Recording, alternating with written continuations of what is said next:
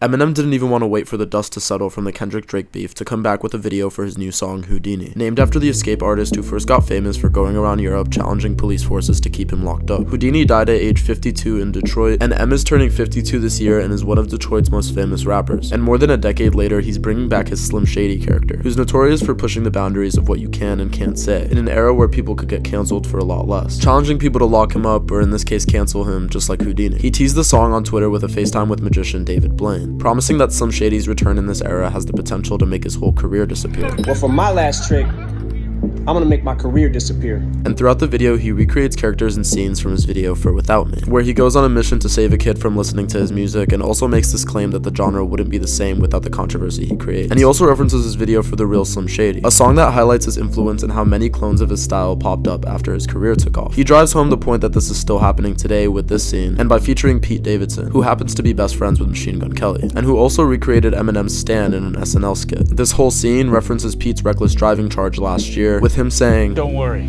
I just got my license back." The video starts with the voice of Paul Rosenberg, who's been featured on multiple album skits, leaving voicemails yelling at Eminem. And in this voicemail, he hints at how cancelable this next album's gonna be. I was listening to the album.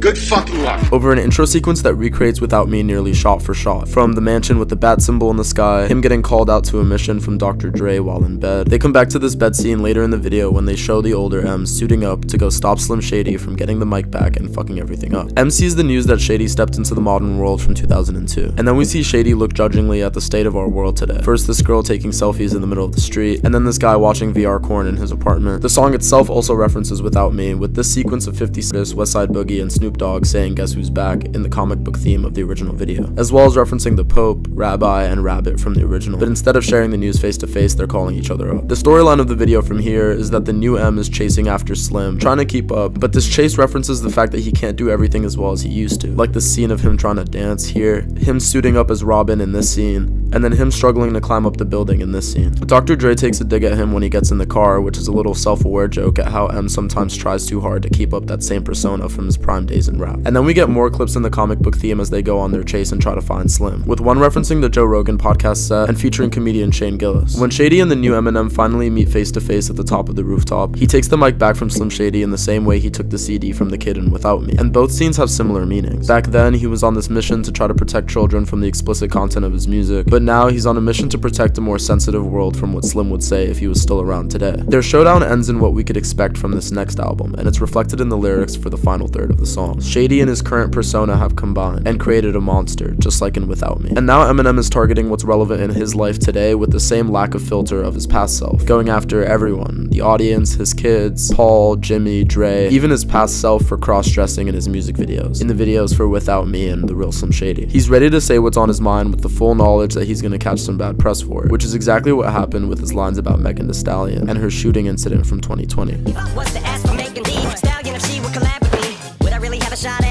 He closes out the song with more references to this disappearing act that he's saying this song and the upcoming album are gonna cause for his career, referencing Sherry Papini, who faked her own kidnapping in 2016. Let me know what I missed down below and subscribe for quick, straightforward breakdowns of songs and videos from your favorite artists.